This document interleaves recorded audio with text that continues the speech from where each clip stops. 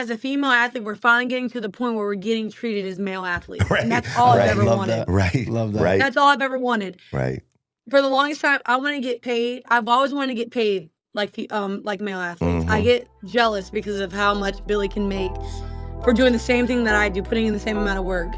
And when we started getting this hate, when people were talking trash in the stands, I'm like, you know what? That means we're one step closer.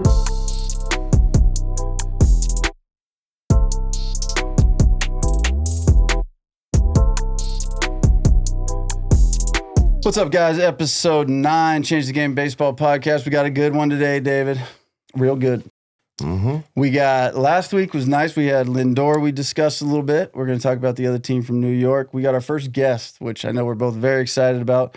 Jayda Coleman coming on, just won her 4th national championship, which is wild. Incredible. Yeah, very excited to talk to her a little later in the show.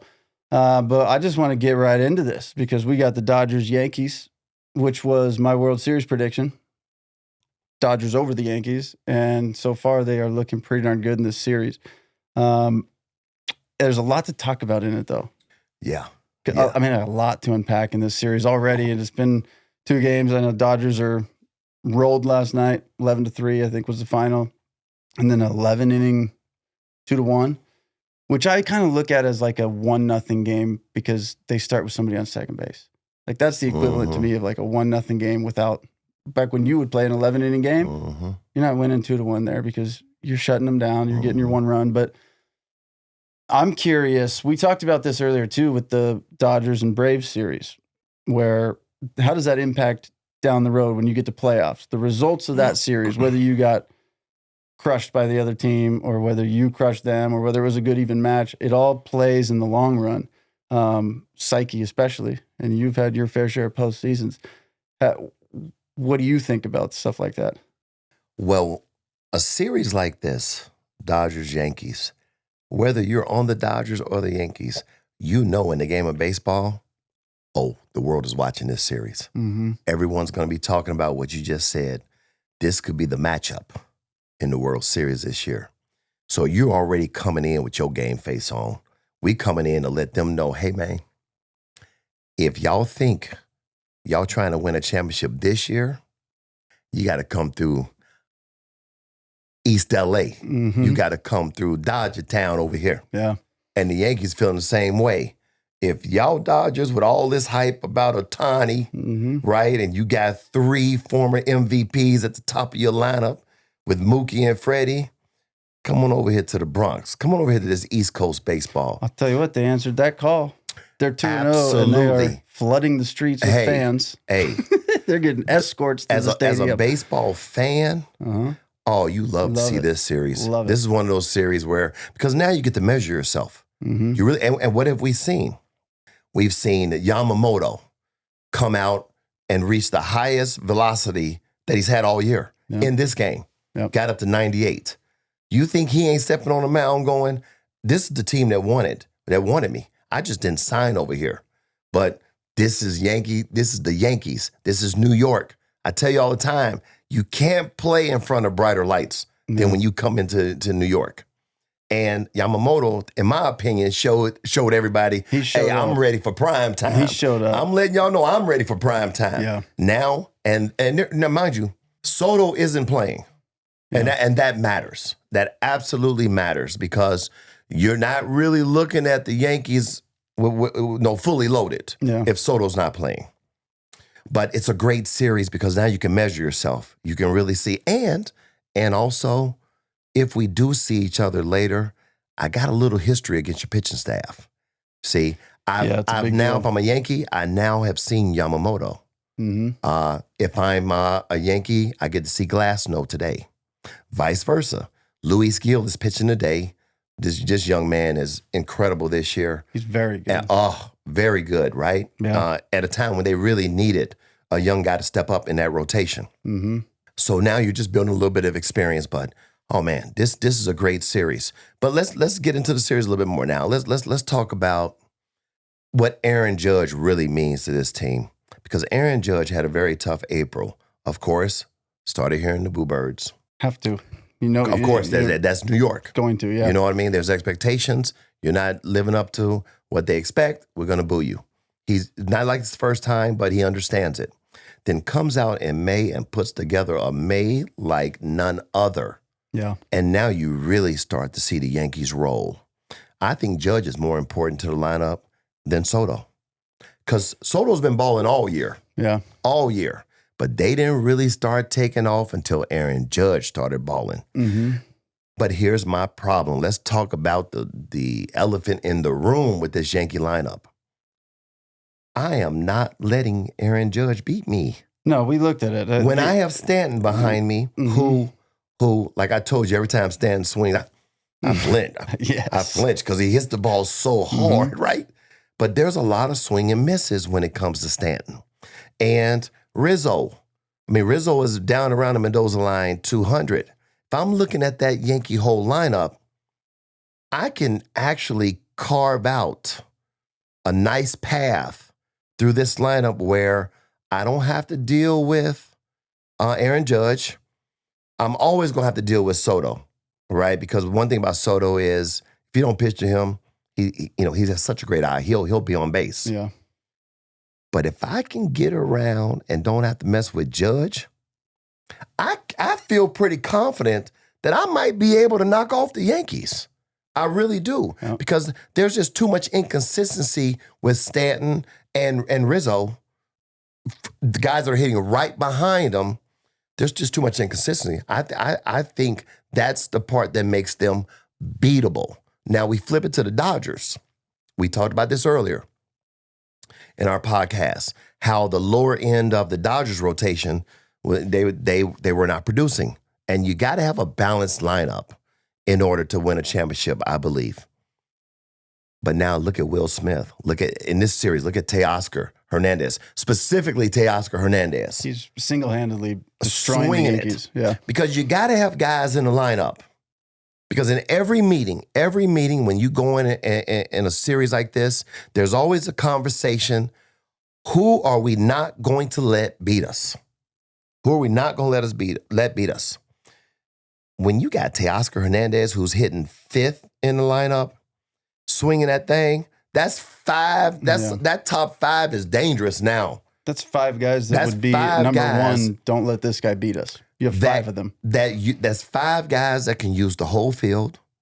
That's five guys that can hit doubles. That's five guys that can take you out the ballpark. Mm-hmm. When your top five is like that, you become very dangerous of a lineup. There's a lot of damage that can be done through that 1 through 5. Yeah. I just don't see the same thing with the Yankees right now. I don't think you can rely on Rizzo and Stanton. I don't think you can rely on them. I know Stanton's got homers. Close, I know Stan can get the ball to the ballpark, and I know he's already got he's double-figure homers. Mm-hmm. But there's a lot of swing and misses once you get past Judge. I'm not pitching to Judge. Judge will be very frustrated. And you know what I would do with Judge? I would tell my pitching staff, let's get him out of his comfort zone. I don't care if we walk him every time, but I'm going hard in. Yeah. Every time I throw a fastball, I might move his feet.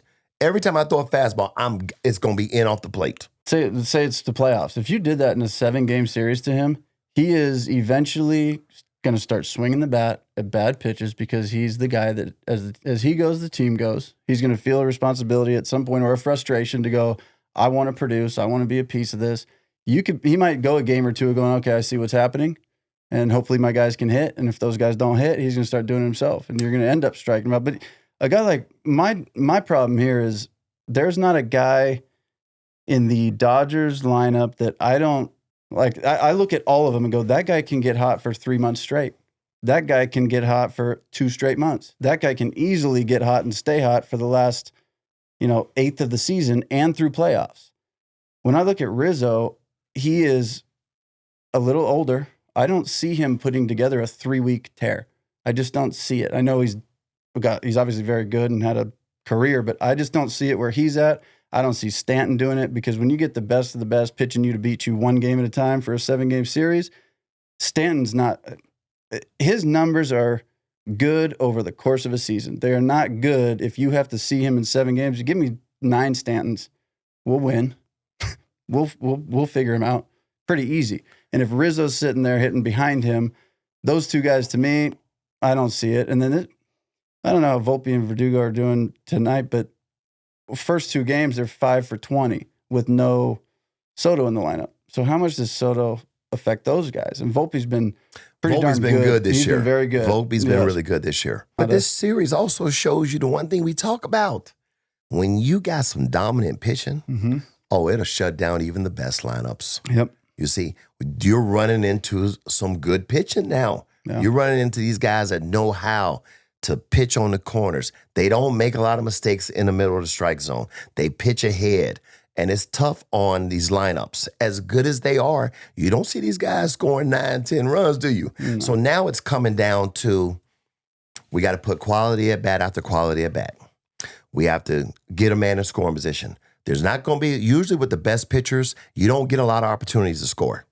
But because they're human, there's always a couple opportunities where you may have a leadoff double, where now we can manufacture a run. But that's when you got to score. Yeah. You got to take advantage of the few times that they give you to score. And I think that's what you're seeing in this series is runs are at a premium. You're running into really good pitching. Both teams are really good. And this to me is what you love about Major League Baseball is when the two titans come together. Yeah. The two teams that everyone knows could be there in the end. Let's take a look and see what they look like right now in June. Because I'm telling you, September going to be here before we know it. Yeah. It's going to be here before we know it. Right? But the Yankees, in my opinion, if I'm the Yankees, I don't go out and get any pitching. I hate to say it, but I got to go out and get somebody. I would get somebody at first base. Somebody, I don't know if they would go across the way, go across a couple boroughs. You want to see Alonso in there? And get Alonso at first base. They go get Alonso. Now, because Garrett Cole's coming back. Yeah. Garrett Cole's coming back. He just started. You got Luis Gil. Stroman's pitching right? great. The Yankee starters have been outstanding. They've pitched consistently deep into games. The bullpen is not taxed because of that. The Yankees are looking good from a pitching standpoint. But from a hitter standpoint, I do see the deficiency. Yeah. And that deficiency is glaring right after we get past Judge. Yeah. But these teams keep pitching to Judge, and they're getting smoked. No, I'm going to make Rizzo, and I'm going to make Stanton beat me. That Judge, you better go down here to first base. But to your point, can Judge have the discipline to take the walks? Mm-hmm. We know Soto will.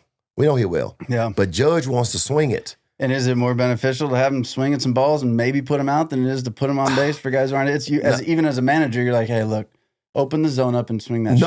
No, I know you don't say that. I know, but when you're looking at it going, our best guy is getting nothing. I gotta take the walk. And you guys behind me, we've all been in those situations where I've had situations where the guy hitting behind me is kind of slumping. Mm-hmm. So I'm like, man, I gotta help my boy out because he's struggling. And now I'm expanding the zone. And now I'm starting to struggle because I've just taken myself out of the strike zone. Yeah. You can't do that, man. You're gonna end up with 9 guys that feel like they got to be the guy in the lineup, and that's not good. I don't see it. I don't see it for the Yanks. I just don't see it. The Yankees' top 5 man-to-man does not match up with the Dodgers' top 5. No. Man-to-man, they don't. What the Dodgers do every year, though, and if they can fix it this year, is they have this offensive juggernaut of a season, always, last 4 years, 5 years. Then they get to the playoffs. Like we talk about, the pitching is different. It's different. Yes. And they, all of a sudden, you see someone square around a bunt, and they pop it up, and you're like, guy has 0 bunt attempts all year. So now you try to change your offensive strategy, or if they just stick with the home run, like lift the ball out of the yard like they like to do a lot, then the pitching is better and you're not going to get it the same way. So it's like I see every year the Dodgers will roll through a regular season. They will roll through it. And then when they get to the playoffs, like everybody, it's different, but they either live and die with the approach they've had all year, or they try to change it at some point, and that neither of them seem to work. This year's different. Well. Hey, this year's different. They've got Ohtani, and they've got Teoscar Hernandez. Mm-hmm. Okay, it's not just all about Mookie and Freddie. Freeman, yeah. You know how they struggled last year. Two of the best hitters in the game, and sat at home for a week and just couldn't get on track. Mookie and Freddie will not have the same type of pressure this year because you got Ohtani in there, and you got Will Smith, and you got Teoscar Hernandez. Those 5 guys are as good of a top 5 as there is in the game. Yeah. I want to know who has a better top 5 than the Dodgers. I don't think nobody does. Nobody does. Actually, no. You know what I would do if I'm the Dodgers? I'd go get Lindor. I keep saying I think Lindor needs a change of scenery.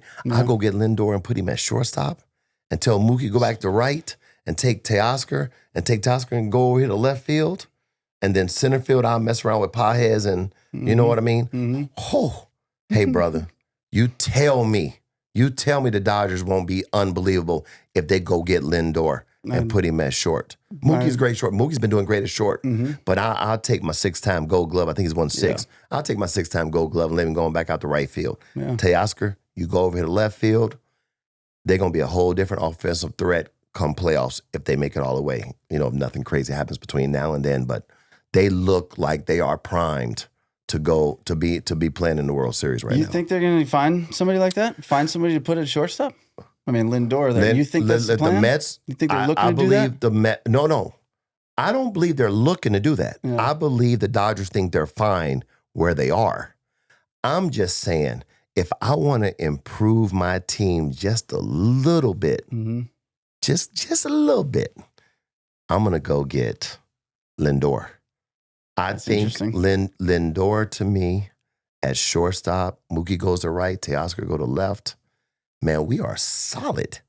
We are as solid as you can be. To already the best team in the league, I think. Oh, that would be an upgrade. And I'm telling you, Lindor still has a lot left in the tank. I just think he needs a change of scenery. Yep. You see? And I think, because the Mets now are looking like they're not going to be there, in my opinion. No. Why not Pete Alonso? If you haven't signed him by now, I don't think they're going to sign him. And if I'm Pete Alonso and you haven't signed me by now, I'm a little salty. I'm a little salty with you. Yeah. I've been here all this long, and y'all slow walking my contract. I'm a little salty with you. And he's like their guy. I'm a little salty. Yeah. So, could you imagine if the Yankees? Although you know it's not going to happen. Mets is not going to do anything to improve the Yankees. You know it's not going to happen. But damn, it's fun to think about it. That would be fun. It's fun to think about it, boy. Because if Alonso went over there at first base for the Yankees, oh boy. Now that lineup has now become exponentially better. And it rivals the Dodgers. Oh, for sure. You know what's something new and interesting we saw in this series was Kike Hernandez mic'd up. Mm-hmm. First ever infielder in the game, in a real game. They've done it spring training, all that. And he makes an error right away, gets a hop. My problem with that is, well, I'll ask you if you like this or not in a minute, but my problem is these guys are talking to him mid-pitch, mid-delivery. And he literally, I think, said like, blah, blah, blah. And the ball was hit. And he's like, after you make this play. Like, you're hearing this. You're in a conversation as your pitcher's in the windup. And it's like, to me, you're in a series. Like, we just talked about this series, how big, how important, how much it matters. And you're playing third base and you're talking to some dudes in the booth about whatever they want to talk about for a full inning. And it didn't hurt him that inning. Guy got on. But it could have. It could. That's what I mean. It could have. It certainly could have. And you know he was not happy about it, and you know he's thinking about it. It's in his head. This is like obviously an effort to grow the game. This is what they're trying to do with this. Get to know the athletes a little bit personally. I hate it. I just hate it because to me, you're here to win a game. You're playing at the highest level. You've talked about playing first base, and you don't even want to take a half an inch closer to home because this shit is scary and they're good. And if you are not paying attention, he's at third base, and he's talking to two guys in a suit in a booth while they're trying to beat the Yankees. And the Dodgers, I think this series, I think those first 2 games they just played are going to be a turning point in the whole season. I think we're going to get to the All-Star break and go, holy crap. So from those 2 games, their record is now, they went 15 and 18 or 15 of their 18 since. You know how it is. You go into Yankee Stadium, you're struggling by the Dodgers standards. how good they are, their record last few weeks. You win a 11 inning game. As a team, you guys are going, that was nice. We grinded one out. And then you show up the next day and you hammer them 11-3. And then you start going, oh yeah, we're the Dodgers. Like, this is who we are. We can win that one with 11 innings, giving up one. We can win this one by blowing them out. See what we do tomorrow. I think they leave this series, and I think it turns their whole season around. I agree with you on that because the Dodgers have put up some runs. I mean, they've come in swinging the bat, making a statement. These are statement games, which I, as a former player, I love to see teams come and make statement games. And it's so important. I remember in 1995, Jake, we got to play the Reds in September. And I remember walking into the locker room, and I'm like, fellas, we got to send a message to the Cincinnati Reds this year.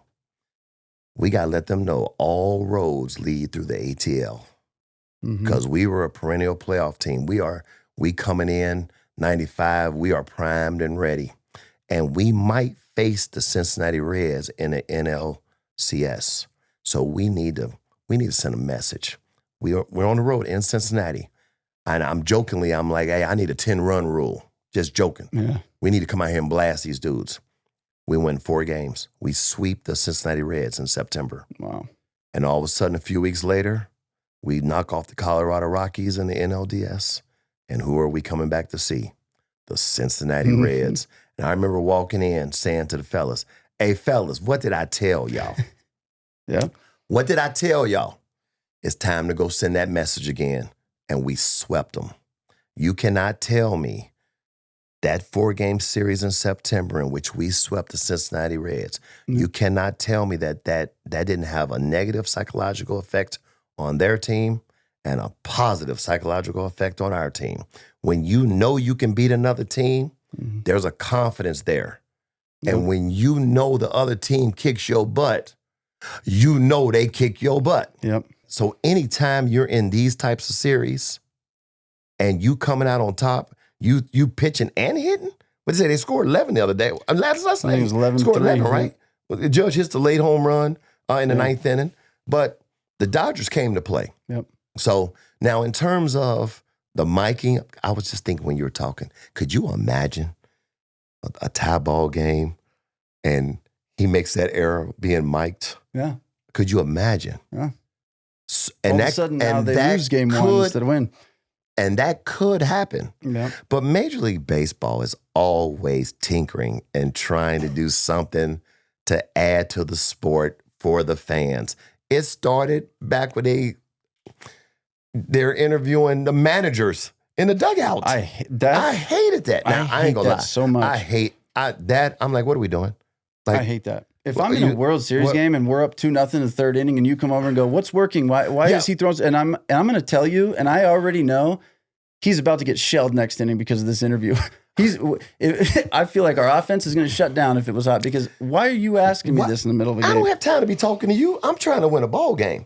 Now, but I understand it from Major League standpoint. And then 2, every time they mic a guy, I'm listening. I ain't gonna lie. I'm listening. I want to hear what they talking about. I want to hear what you got. I want to hear what you got to ask them too. Yeah. So make sure you're asking them something that the fans might get something out of it. You know what I mean? Might get a feeling that they're like, man, I really like them miking up guys. But if you're getting mic'd, you better have your mind right because if you mess around and make an error that costs us a game, fellas gonna be upset about that.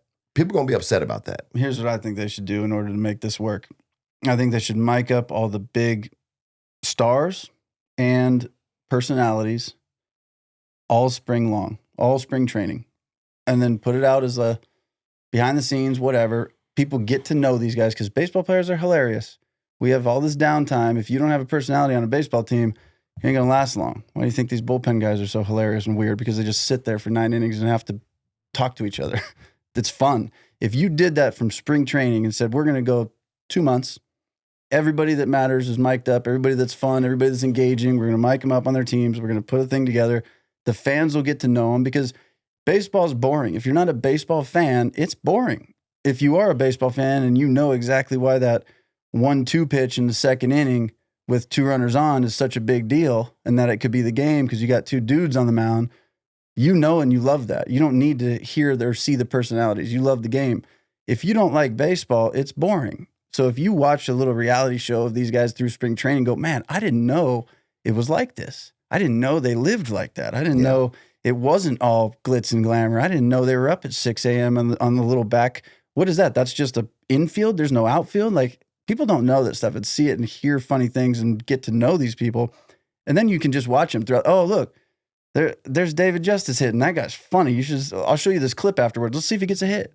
And then you're watching the game, but you're not mic'd up during anything that matters. Yeah. And the reason I say the stars and the big personalities is because at some point in your career, spring training was getting ready for the big league. It wasn't trying to make the team anymore. So those guys can put it on without being like, I'm trying to make a big league squad. I don't want to mic. So I think if you pick the right guys at the right time, you let them go. I do not think the Yankees, Dodgers, Friday night prime time is the right time to mic anybody up on a field. I like that.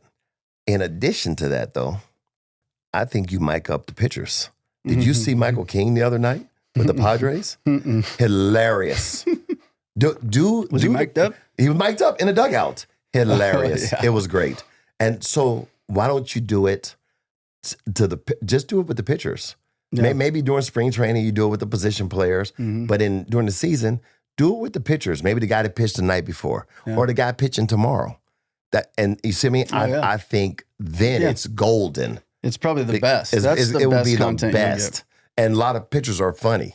And every team has their guys that are perfect for this. Yeah. Right? That's the thing. They all have two or three guys, whatever it is. Guys they could pick them and go, these are the guys. Where fans will enjoy it, the back and forth, and it's not impacting the game on the field. Yeah. Yeah, we'll see with the mic'd up stuff. We'll see where it goes. We know we're going somewhere with that, but I think those are kind of the right ways. But those will be good. Those are the right two ways. Pretty good plans. Yeah.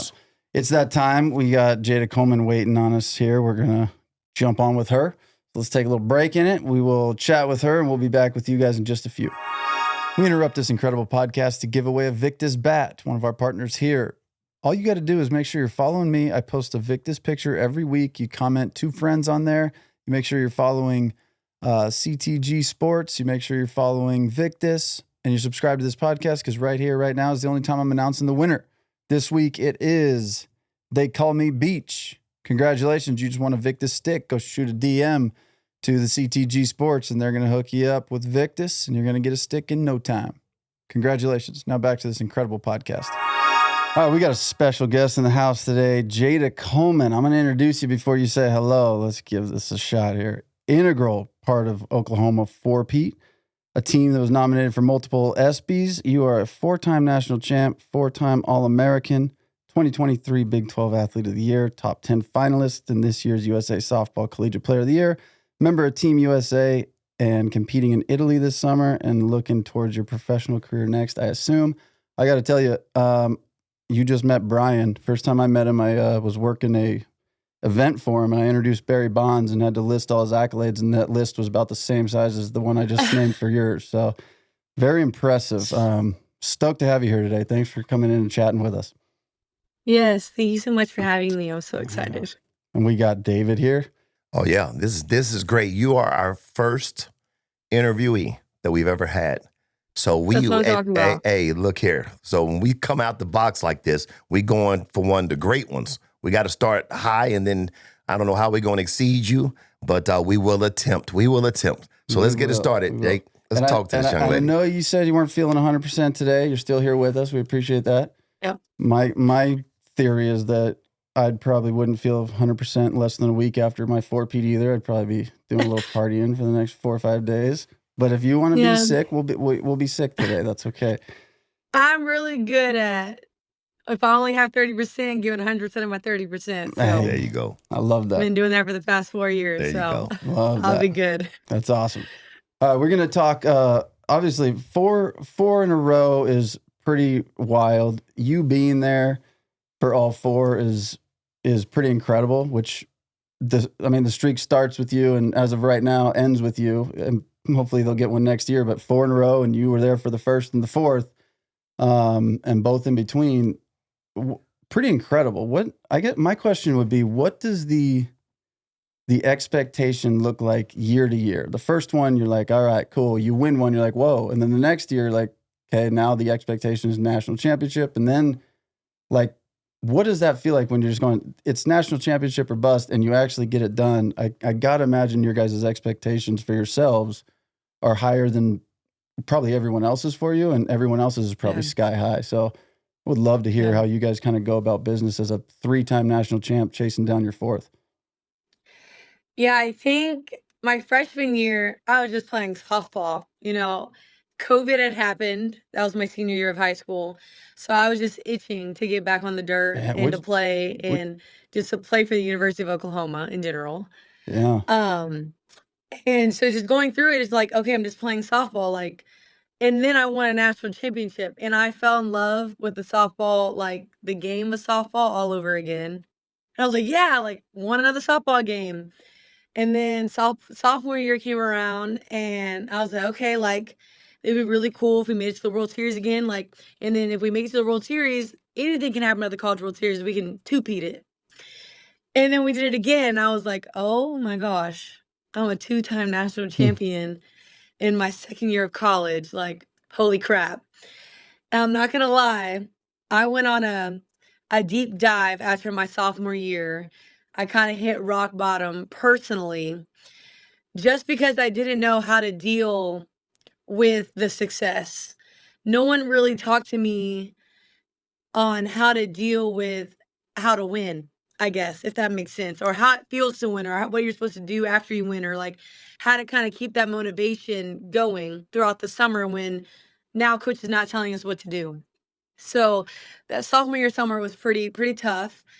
Junior year though, I went off. I had probably one of the best individual years I had. I was mentally healthy, strong, like I was getting after it. And I was completely shocked that we won it again. Like my junior year, I was like, no way. How did we just win 3 national championships? But I remember that night after we won and we went to go celebrate, I looked at TR Jennings and I was like, we're going to four-peat. We have to. We got to.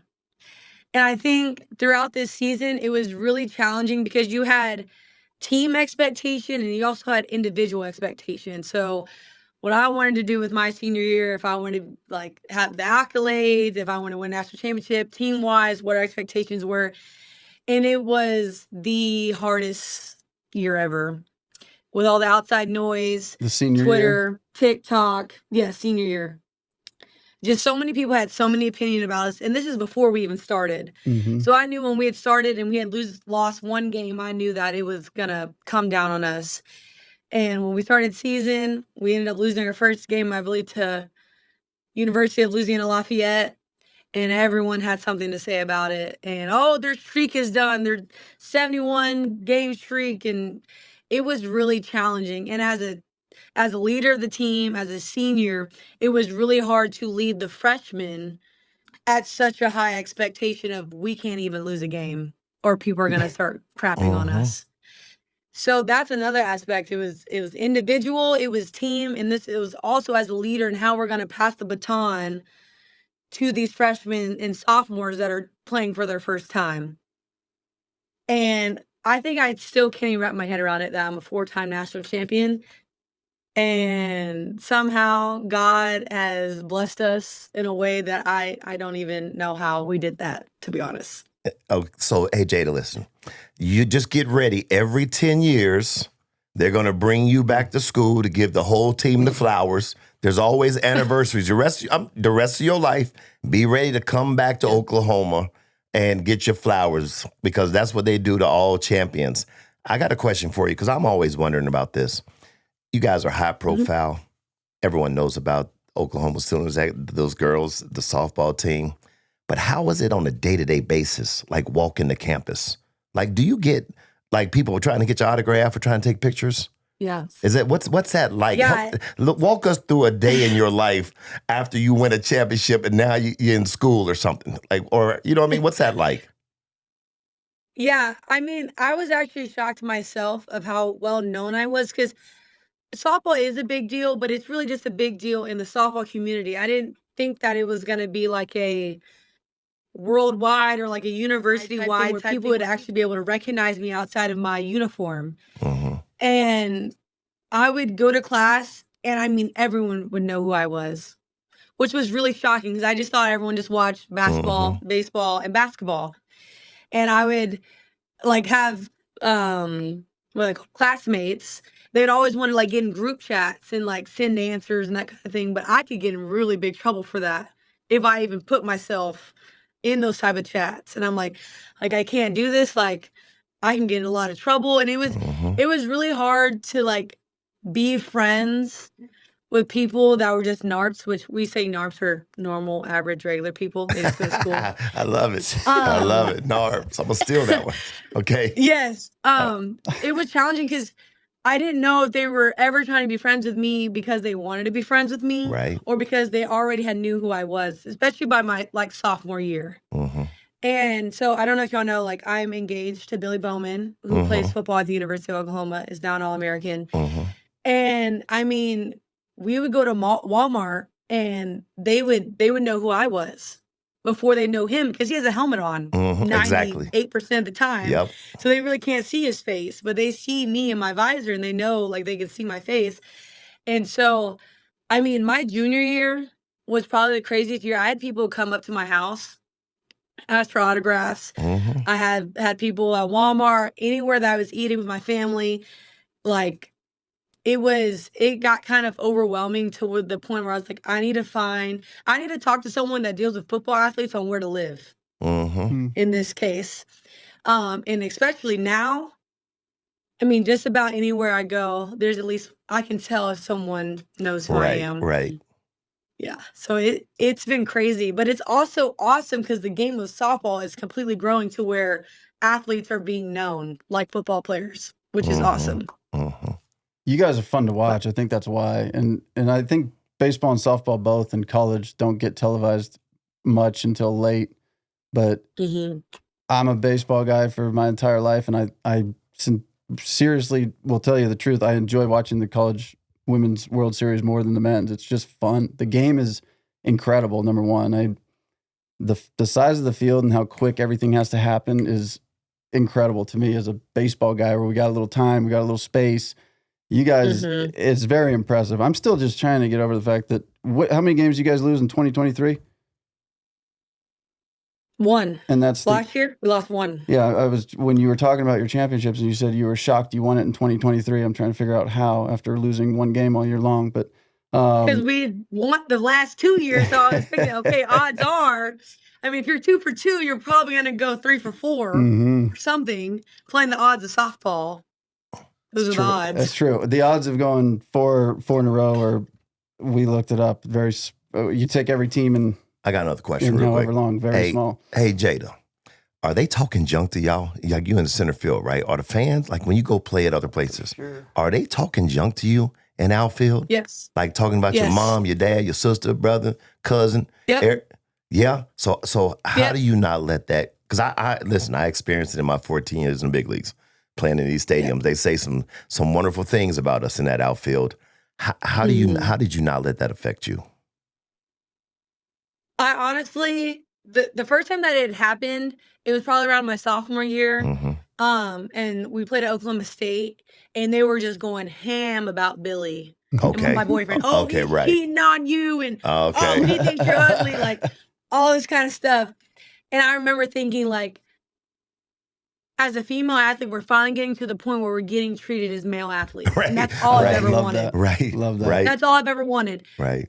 For the longest time, I want to get paid. I've always wanted to get paid like male athletes. I get jealous because of how much Billy can make for doing the same thing that I do, putting in the same amount of work. And when we started getting this hate, when people were talking trash in the stands, I'm like, you know what? That means we're one step closer. Yep. You have the baseball team talking crap about how I look and my fiance. That's fine. Keep bringing the rest of the baseball team and the football team. Bring them all, because that's selling tickets to where one day it just continues to grow and grow and grow until hopefully we'll be getting paid equally, getting the same nutrition, same jerseys, and all the equipment that they get. Like, that's what I always reminded myself is we're growing the sport. Hey, you have such a toughness Negative to is you. just as good as positive. I hear you. And I can see it in your face when you talk about it. You got that. Say what y'all want to say about me if you want to. All right? Watch when I get up here this next at bat. I'm going to give y'all something and hit you in the chest with one of these softballs. When did you wake up and look in the mirror as a young girl and say, you know what, I'm pretty good at this? When did you really start to believe it in yourself? Probably when you were 12 and verbally signed with Oklahoma? No, not necessarily. No, not necessarily. When do you really believe, like, when did you know I'm a little different than these other young ladies out here playing? I'm going to honestly say, and people are, I don't know if you're going to believe this, but I'm probably going to say last year. Okay. Because when I was in high school, I knew that the competition wasn't the competition that was challenging me. Mm-hmm. And I wanted to be challenged, and I knew I wasn't the best because there were so many people around, especially in college. My freshman year of college, I played with Jocelyn Allo and Grace Lyons. Oh, yeah. Oh, yeah. Grace Lyons is the best shortstop to ever play college softball, and Jocelyn Allo was the best hitter to ever play college softball. So I was like, I'm not the freaking best, but I think I needed to be challenged, and that was the perfect way to challenge me because I didn't feel like I was ever the best. Yeah. I feel like I was good. I feel like I was top notch. Like I can compete with anybody up there, but I honestly didn't. I was like, okay, like I'm pretty good. Like last year, and then this year I didn't even know what I did. Senior year slump, I guess, but I was like, I'm just for the team, I guess. You got it done this year. That's what matters. Hey, let me ask you a question. I got another question real quick. Jake is over here biting. I'm just jumping all in front of Jake because my ADD is acting. I've never been diagnosed, but my ADD is acting up on me right now because I'm so fascinated, and it's great to have you on the show. But you said something earlier about leadership, and I just wanted to ask you because there's a lot of young ladies that are looking at you guys at Oklahoma, and they want to be you one day. What advice would you give them in terms of leadership? How to be a good leader? Because I'll set this up like this. I always hear people say, "Oh, I lead by example," right? Yeah. And I'm a person who says, "Well, we all kind of lead by example if we're out here working hard." Mm-hmm. I need a vocal leader too. Okay, you seem to have that type of personality where you can lead with your vocals as well as the way that you play. Am I correct on that? Would you say? What do you think makes you such a good leader? I think, to be honest, I've always had that leadership in me. I've been told since I was little that people just follow me. There you go. And I honestly shied away from it for the longest time. I was like, I don't want that. I want to just do my own thing and just have my own lane and not have to worry about anyone else. And as I got older, I realized, like, if I want to be successful, I had to pull the people around me with me. Mm-hmm. And as I got to college, I think I realized that being a leader, you have to have a relationship with each teammate. And I think I really bought into making sure that each of my teammates knew that I loved them more than just a softball player. I love them as a person. Regardless of if they go 4 for 4 with 4 home runs, I still love you. And I think when you're able to build that relationship and build that trust, that's when you can say, like, hey, now we're going to go win a national championship, and this is how we're going to do it. Watch what I'm doing and follow. Mm-hmm. I'm going to roll this into another leadership question because I saw your coach, Patty Gasso, what is it? Patty Gasso. Gasso, okay. I wanted to get that right. The GOAT. The GOAT. I saw her post-game after the championship, and she talked about, they asked her a question, I don't know whether it was about you guys as a team or the way she coached you guys, and she talked, I thought this was so interesting, and since you were there for 4 years, I'm curious. She talked, and I thought this was incredible, about how much she's had to adapt and change to the generation, like what it's like now versus what she goes, I used to be the hard-nosed, it's my way or the highway. She goes, and I just can't do that anymore, and it's made me better as a person and a coach. And I love that because that's one thing I think you athletes don't understand is how much of an impact you have on the coaches as well as what they have on you. But in hindsight, you'll see it one day. You'll go, wow, this is pretty crazy. But I'm curious if you recognized or felt that or saw any transformation in your 4 years of how she was year one versus this year, and maybe speak on anything you saw that kind of changed her a little bit. Yeah, for sure. I know. Like, as soon as you brought it up, I knew exactly what you were going to ask. Because I know she's probably learned something very important from each senior. Because I don't know if y'all know this, but in softball, I committed to OU when I was 13 years old. So she has known me and has talked to me on a yearly basis until I got to college, like on a monthly basis. So she's known me forever, pretty much. And she's seen when I was a little turd running around the ballpark.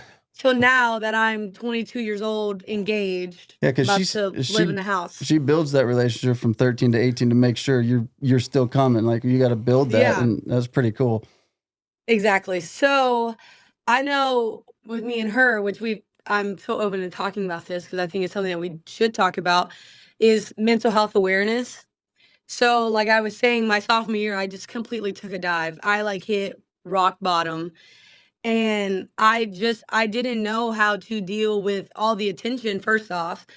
Second, how am I supposed to continue to motivate myself when I'm a 2-time national champion, 2-time All-American? Like, I knew I had years to go, but just in the moment, in the summer, like, you go from Coach Gasso is telling you what to do from 6:30 in the morning till 9 o'clock at night. And then you win a national championship, ESPN's in your face.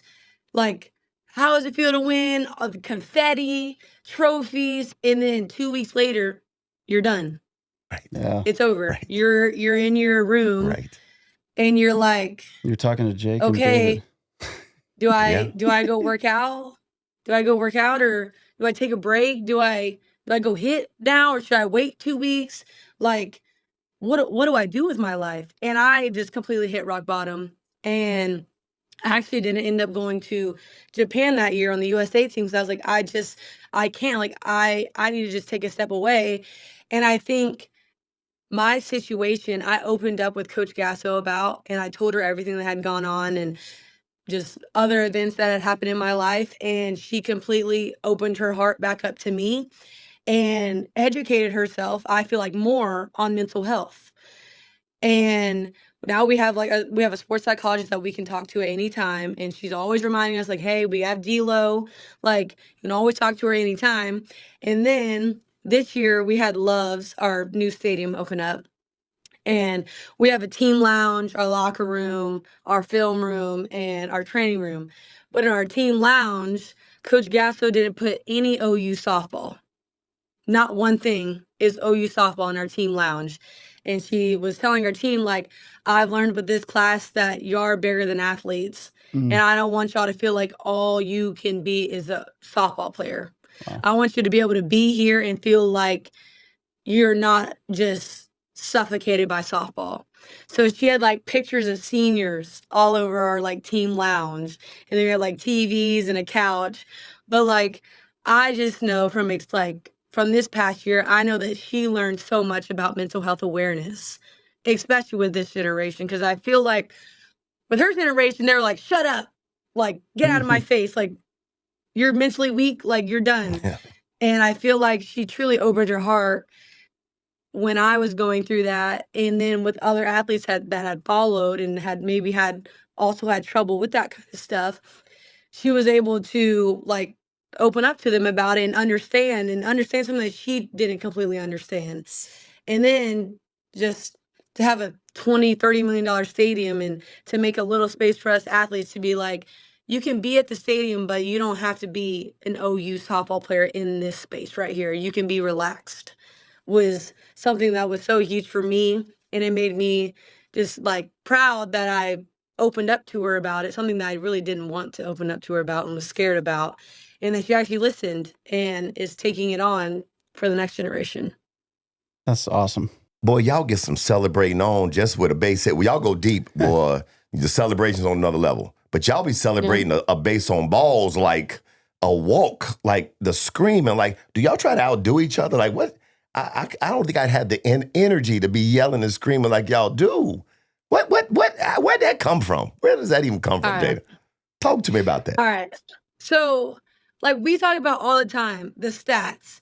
What is your batting, or what is the percentage of if you walk the first batter of the game? What is the percentage of you scoring that inning? It's hella high. Okay. It's like over 70%.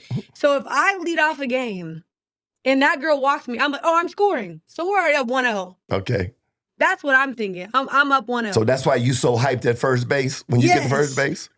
And it does disappoint me when people get so mad at us for doing it, or they think that we're disrespecting the game. I'm like, no, we're knowing the game. If I'm 0-2, if I'm down 2 strikes to the College World Series and I end up getting walked, I'm freaking hyped because I should have struck out. Yeah. If you're 0-2, your batting average automatically goes down to like 108. Mm-hmm. And we're usually hitting right around 400. Mm-hmm. So if I'm 0-2 against one of the best pitchers in the country and I end up walking, I'm going to get hyped. And I think the reason why we're so much more successful than other people is because we celebrate the tiniest things.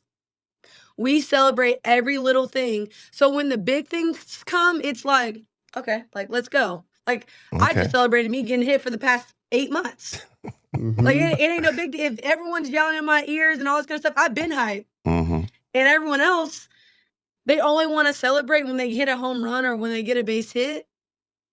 And you only have 4 years to play this game because, like you said, like, we don't have pro. Yeah. So y'all get it all in when y'all can. This is our Super Bowl. Yeah, I played I in the Super Bowl for the past 4 years. And so when people were like, why are you slamming y'all's bats? I was like, come play for 4 years in the College World Series and tell me how you feel. And all the other girls that don't want to do it, oh, well, if you don't want to celebrate it, you're going to go back and watch and be like, why do I look so boring? We appreciate your time so much. I know we could both sit here and listen. No, you're good. I ain't got nothing to do. Okay, let me ask you this. What part of your game, and I know you take pride in all of it, as an outfielder, being an athlete, number one, I think the best athletes are probably in the outfield. Obviously, there's a case for every position, but for you, whether it's offense, defense, what's something you take the most pride in your game? If you had to pick one thing. Okay, I'm gonna give a general answer first. I think what I take so much pride in is that I can do it all. Mm-hmm. I can hit home runs, I can bunt, I can slap, I can play shortstop, I can play second base, I can play first base, I can play outfield, I can steal bases.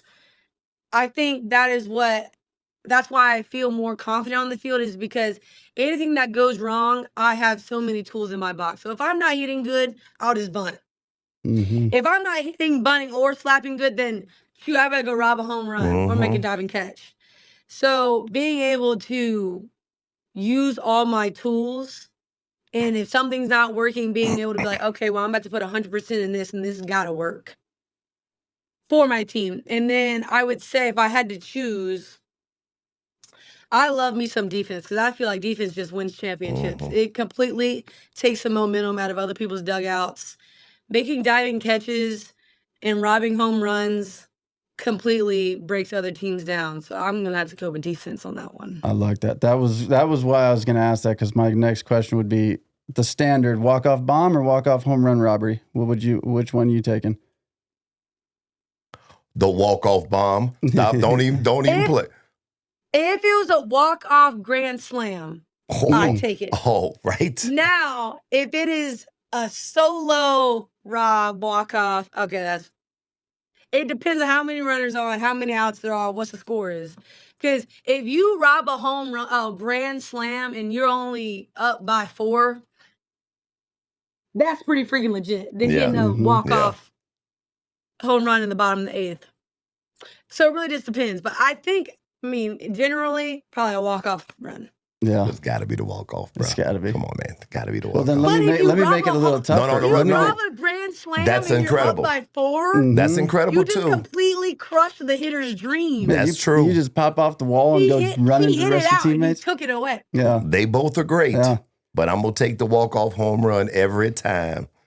See, You just snatched someone's dreams away. That's what I'm saying. That's what I'm saying. You dream snatcher, you did your dream. You hit it out. That's your dream. You've been dreaming about that since you were 12. Taking someone else's dream is kind of sweet. Ooh. That's why I asked that question. I hear you, Jayda. I hear you. I played center field in college, and to me, robbing anybody of a hit it's the best.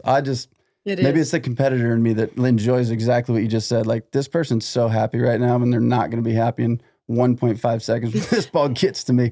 Last thing from me here is, number one, what's next for you? And number two, how this is the Change the Game podcast. So how do you feel like you have changed the game in general? You talked a lot about early on. I love hearing the competitive nature inside of you to push women's sports. I think that's pretty awesome. And I think all the greatest women athletes, that's probably the biggest driving factor for them. So I think that's cool, but I would love to hear what's next for you and how you think you have changed the game and will continue to change the game. Yeah. So what's next for me is I'll be going to Italy in a couple weeks to play on the USA softball team and for the World Cup. So that'll be really exciting. I am planning on playing pro. I'm not sure what team I'll be playing for, or if I'll be playing AU or WPF or independent team yet. And I just hope I impacted the game. I think OU softball has shown we love to glorify God. We're unapologetic. And we just want to continue to push women's sports. I think, I want to be one day, hopefully, an NIL agent or representative for female athletes. Because I'm honestly just sick of men taking all the money. And I just don't feel like there's enough people that are just going to go toe-to-toe and, say what they need to say. And I feel like I'm someone that can do that. And I just hope that there's little girls watching us and saying, I want to be bold. I want to be like her. I want to be able to build my brand in a way that's very special to whoever she is. If she is big on female sports, or if she's big on breast cancer or mental health, or I just want female athletes to be able to build their brand, be passionate about something, and then challenge others to continue just to break glass ceilings. Why number 24? Well, my family number is 10. Okay. And Ricketts, they already retired that number. And I like 24 because I like that Mamba mentality. So I was got you. Why got not? it. The Mamba mentality. That makes sense. Got it. We were thinking maybe Ken Griffey Jr., the kid. My mom and my dad always send me highlights of him. Mm-hmm. I know. I bet. So I like him too. It's not, 24 was just kind of, it stuck with me. And then I won a national championship with it. So I just can't change it. Keep it going. Yeah. Can't change it. So, I'm very superstitious. Father's Day this week. Obviously, you talked about your mom and dad's involvement in your whole career. Maybe you say whatever you'd like to say about him, but I would love to hear one of your favorite stories, maybe, because my daughter's 8 years old and we just finished. I came straight from a softball tournament, All-Stars, to this. They got beat 20-0 in the semis, which was standard. But I have so many incredible moments, every time we're on the field, and it's like everything I've done in my life, nothing compares to literally watching her have a tiny bit of success. And it's, as a father, the greatest thing for me. So I would love to hear if you have a memory or something that is automatic, this is the one, or if you want to think about one. But man, I'd love to hear maybe one of your favorite memories with your dad as a softball kind of athlete. Me and my dad, I'm so close to my dad, but when I had gotten to high school, there was a lot of pressure on me, and I think it kind of got to him, and we butted heads a lot, to the point where I didn't even want to play softball anymore, to be honest. And he was just trying to push me so hard because he knew what I could potentially do, which is what I've done now. And I would have to say my favorite moment of me and my dad, which is kind of softball but kind of not, is my freshman year when he dropped me off at college. He was like, Jayda, I've done everything I could do. I've taught you everything. I'm your dad now. I'm not going to coach you anymore. I'm not going to be calling you about, hey, you need to put your hands down, or hey, you need to get under the ball and all that kind of stuff. He was like, I love you because you are my daughter and because you are an amazing person. And I feel like, honestly, a lot of dads miss that part when their daughter is an athlete, because having a daughter as an athlete is completely different from having a son as an athlete. And I think when he finally said, like, no matter what happens, like, I'm going to love you. That's when I was able to be the greatest softball player that I could be. Because I knew no matter what, he was going to love me, regardless if I went 4 for 4 or 0 for 4. And then when I won my first national championship my freshman year, I went to him and I just bawled into his chest. Mm-hmm. And he just said how proud he was of me and that I've become this beautiful woman, this beautiful Christian woman that just carries herself so well. And just to hear my dad praise me for me as a person is 10 times better than praising me as a softball player, because I get praised as a softball player all the time. Mhm. I've been praised as a softball player probably since my 8th grade year in middle school, because I was a number 1 recruit all the way throughout high school. I was National Gatorade Player of the Year. I was one of the youngest USA members on the junior team. That's not something I was looking for my dad to feel. I just wanted my dad to love me as a daughter. And these past 4 years, our relationship has grown tremendously because he finally understood that I didn't need him as a coach anymore. I needed him as a dad and just someone to love me. I have plenty of coaches. Yeah. Coach Gasso and JT are the best coaches in the country. Yeah.